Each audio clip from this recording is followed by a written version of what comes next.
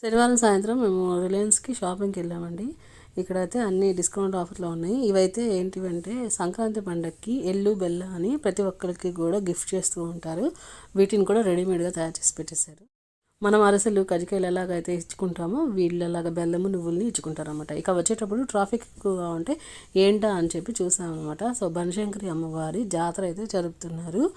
అందుకని చెప్పి మేము నైట్ వీటికి గుడికి వెళ్ళడానికి ట్రై చేస్తున్నాం అనమాట. సో ఫ్లైఓవర్ దాటి వెళ్ళాలి.